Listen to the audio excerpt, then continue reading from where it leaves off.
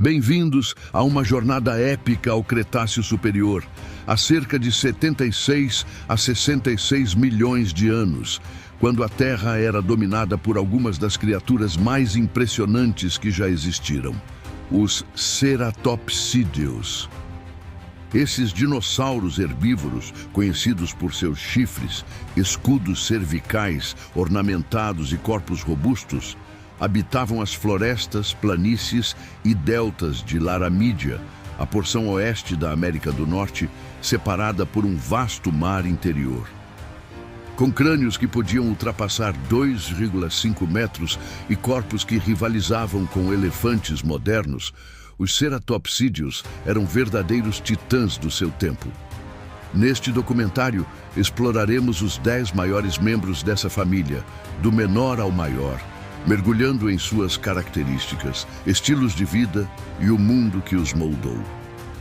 Prepare-se para uma viagem ao passado, onde chifres e escudos contavam histórias de sobrevivência, competição e evolução.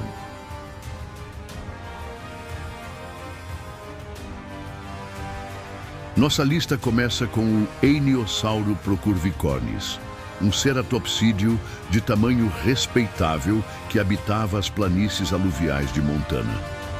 Com cerca de 6 metros de comprimento e um peso estimado em até 4 toneladas, o Einiosauro não era o maior dos ceratopsídeos, mas sua aparência era marcante.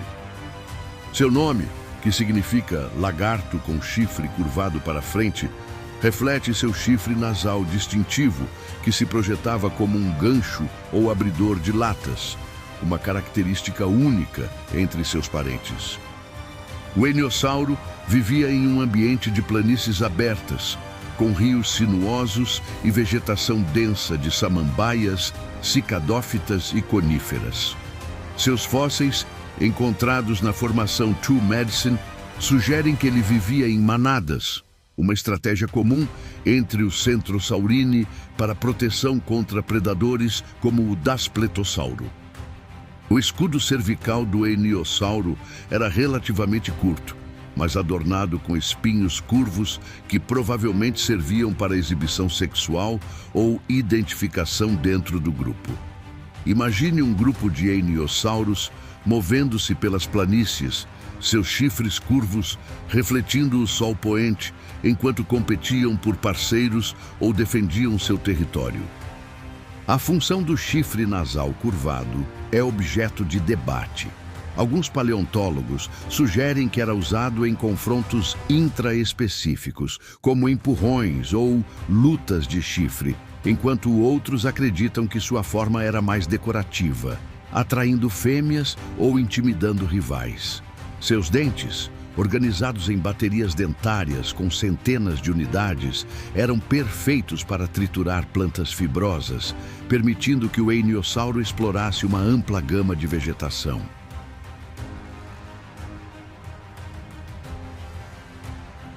Próximo na lista, encontramos o Aquelossauro orneri, um dinossauro que parece um elo de transição na evolução dos ceratopsídeos. Com um comprimento semelhante ao do Einiosauro, cerca de 6 metros, e um peso estimado em 3 a 4 toneladas, o Aquelossauro se destacava por sua falta de chifres tradicionais.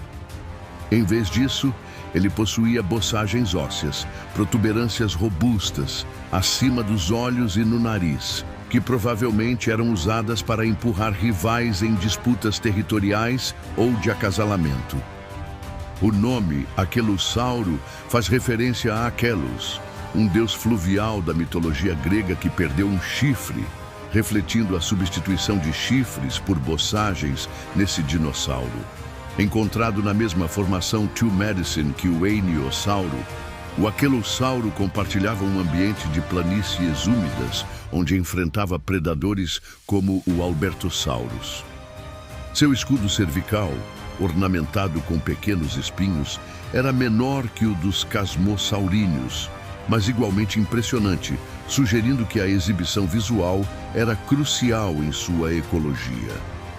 Fósseis do Aquelossauro mostram sinais de desgaste nas bossagens, indicando que ele participava de confrontos físicos, possivelmente empurrando cabeças contra rivais, como búfalos modernos.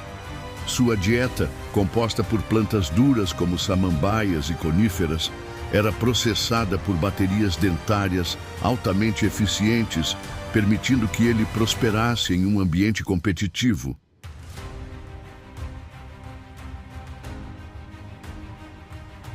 O Styracosauro albertensis é um dos ceratopsídeos mais visualmente impressionantes, graças ao seu escudo cervical, adornado com longos espinhos, que o faziam parecer uma fortaleza ambulante. Com até 6,5 metros de comprimento e um peso de 3 a 4 toneladas, ele era um gigante entre os Centrosaurini. Seu nome, que significa lagarto espinhoso de Alberta, reflete sua aparência única. Vivia na formação Dinosaur Park, um ambiente rico em rios, pântanos e florestas de coníferas. O Styracosauro possuía um chifre nasal proeminente, mas seus chifres supraorbitais eram pequenos, sugerindo que o escudo era o principal meio de exibição. Os espinhos, que podiam atingir até 50 centímetros, provavelmente serviam para atrair parceiros ou intimidar predadores como o Gorgossauro. Fósseis em leitos ósseos indicam que o Styracosauro vivia em manadas, migrando pelas planícies em busca de alimento. A vida do Styracosauro era repleta de desafios. Além de predadores, ele enfrentava rivais da própria espécie em disputas por dominância. Imagine um Styracosauro macho exibindo seu escudo espinhoso em um ritual de acasalamento, enquanto uma fêmea avalia sua robustez. Sua dieta incluía plantas fibrosas, que ele cortava com seu bico afiado e triturava com baterias dentárias.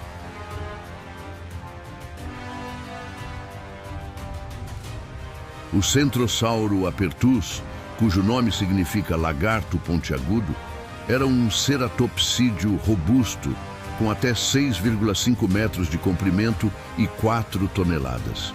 Encontrado na formação Dinosaur Park, ele compartilhava o habitat com o Styracosauro, mas se distinguia por seu chifre nasal longo e reto, usado possivelmente em confrontos ou como sinal de dominância. O Centrosauro é famoso por seus leitos ósseos, que contêm milhares de indivíduos, sugerindo que vivia em grandes manadas, uma estratégia para proteção contra predadores como o Daspletossauro.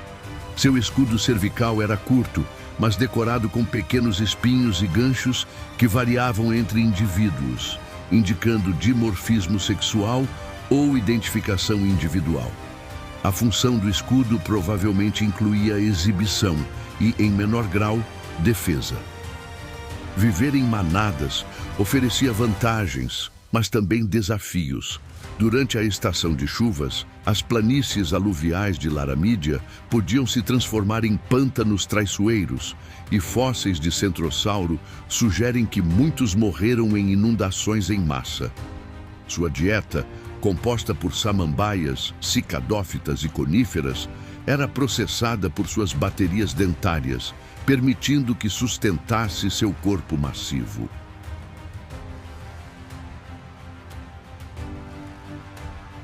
O Pachyrhinosauro canadensis era um ceratopsídeo incomum, com até 7 metros de comprimento e um peso de 4 a 5 toneladas. Em vez de chifres longos, ele possuía bossagens ósseas no nariz e acima dos olhos, que provavelmente eram usadas em confrontos de empurrão, semelhantes aos dos rinocerontes modernos. Seu nome, lagarto de nariz grosso, reflete essa característica. Encontrado em formações do norte de Alberta, o Pachyrhinosauro vivia em ambientes mais frios e úmidos, próximos ao Ártico Cretáceo. Seu escudo cervical, ornamentado com pequenos espinhos, era menor que o dos casmosauríneos, mas ainda impressionante. Fósseis em leitos ósseos sugerem que, como o Centrosauro, ele vivia em grandes manadas, enfrentando predadores como o Albertossauro. A ausência de chifres longos indica que o paquirrinossauro dependia mais de sua força bruta e escudo para defesa e exibição. Imagine um paquirrinossauro macho enfrentando um rival, usando sua boçagem nasal para empurrar o oponente em uma disputa territorial, enquanto seu escudo brilhava com cores vibrantes para atrair fêmeas.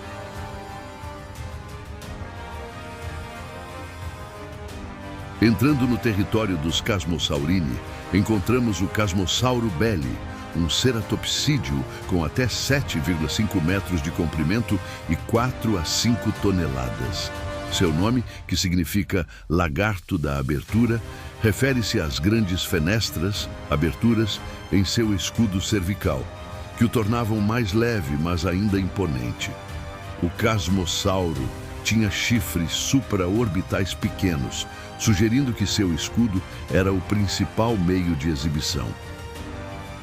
Vivia nas florestas e planícies da formação Dinosaur Park, onde se alimentava de plantas fibrosas, como samambaias e coníferas. Seu escudo, longo e triangular, era provavelmente colorido, usado para atrair parceiros ou intimidar rivais. Fósseis mostram variações no formato do escudo, sugerindo dimorfismo sexual ou diferenças regionais. O Casmossauro enfrentava predadores como o Gorgossauro, e seu tamanho e comportamento de manada ofereciam proteção. Imagine uma manada de Casmossauro movendo-se por uma floresta cretácea, seus escudos brilhando ao sol enquanto vigiavam o horizonte em busca de ameaças.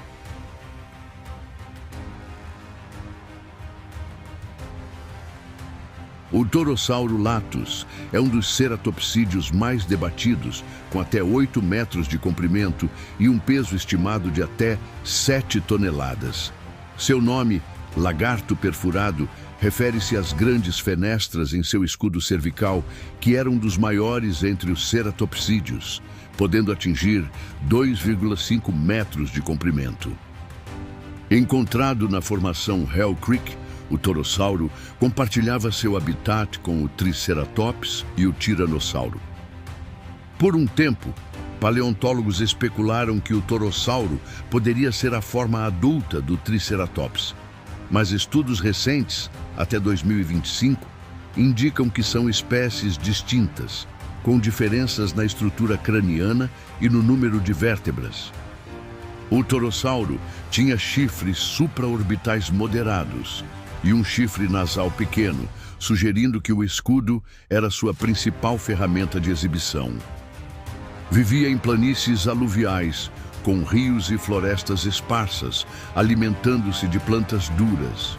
Seu escudo, provavelmente colorido, era usado para atrair parceiros ou sinalizar dominância. Imagine um torossauro enfrentando um tiranossauro, posicionando seu escudo para parecer maior e mais intimidador.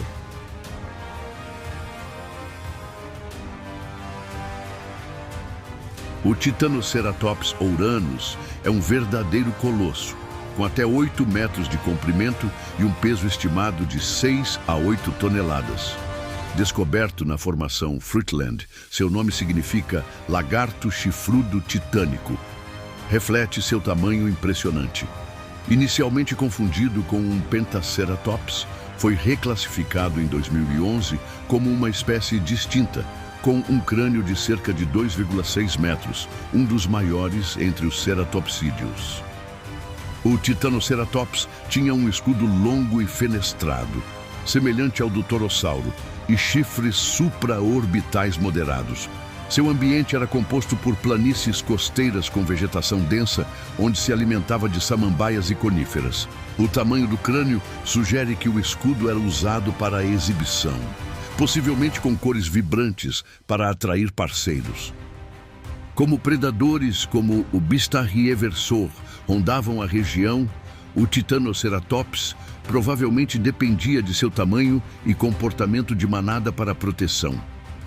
Imagine um Titanoceratops macho exibindo seu escudo massivo em um ritual de acasalamento, enquanto fêmeas observavam em um cenário de floresta cretácea.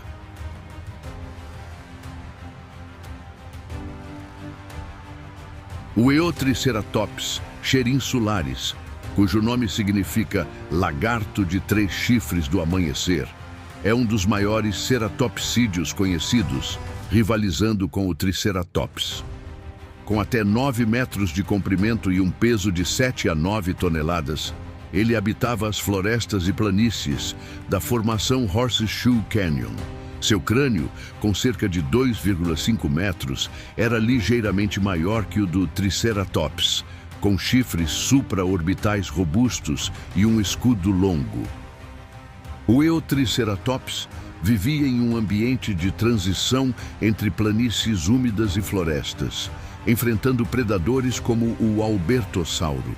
Seu escudo, provavelmente colorido, era usado para exibição e defesa, enquanto seus chifres podiam ser armas formidáveis contra rivais ou predadores. Fósseis mostram que ele tinha uma estrutura corporal robusta, adaptada para suportar seu peso massivo. Imagine um Eotriceratops movendo-se lentamente por uma floresta cretácea, seu escudo brilhando ao sol enquanto mastigava plantas fibrosas. Sua presença imponente o tornava um alvo difícil para predadores, mas disputas com outros machos provavelmente eram comuns.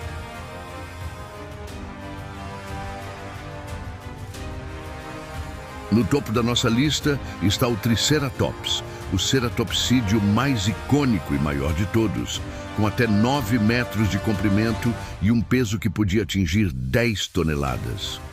Suas duas espécies, Triceratops horridus e Triceratops prorsus, dominavam as planícies de Laramidia no final do Cretáceo. O nome Triceratops, que significa cara de 3 chifres, refere-se aos seus chifres supraorbitais, acima dos olhos, e nasal, que podiam atingir até 1 metro de comprimento. O Triceratops vivia na formação Hell Creek, um ambiente de rios, pântanos e florestas esparsas, onde enfrentava o temido Tiranossauro Rex. Seu crânio, que podia ultrapassar 2,5 metros, era adornado com um escudo cervical sólido, provavelmente usado para exibição e proteção. Fósseis como Big John, um dos maiores espécimes encontrados, mostram a robustez desse dinossauro, com ossos que suportavam um corpo maciço. A vida do Triceratops era uma batalha constante. Marcas de mordida em fósseis sugerem confrontos com T-Rex, enquanto sinais de desgaste nos chifres indicam disputas intraespecíficas. Imagine um Triceratops macho enfrentando um rival, seus chifres travando em uma luta pela dominância, enquanto uma manada observava. Sua dieta incluía plantas baixas, como samambaias, que ele cortava com seu bico afiado e triturava com baterias dentárias. Os ceratopsídeos, com seus chifres e escudos, eram mais do que simples herbívoros.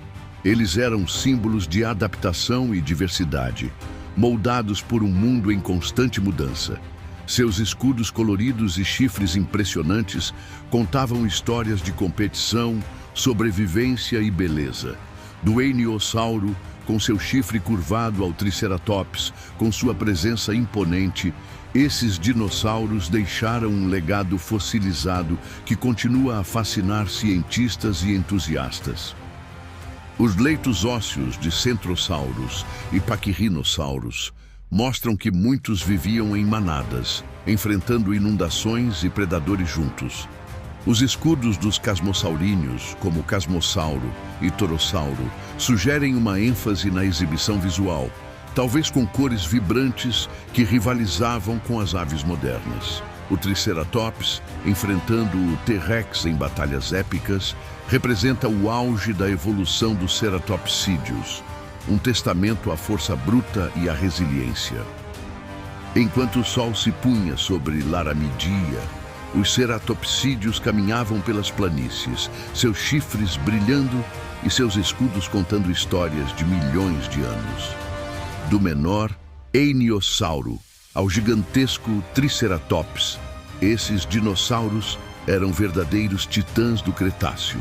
Seus fósseis, preservados em formações como Hell Creek e Dinosaur Park, nos permitem reconstruir suas vidas, desde batalhas com predadores até rituais de acasalamento. Hoje, enquanto estudamos esses gigantes, continuamos a aprender sobre o mundo que habitaram e as forças que moldaram sua evolução. Eles nos lembram que, mesmo após 66 milhões de anos, a história da Terra ainda ressoa em seus ossos. Que venham novas descobertas para iluminar ainda mais o legado dos ceratopsídeos.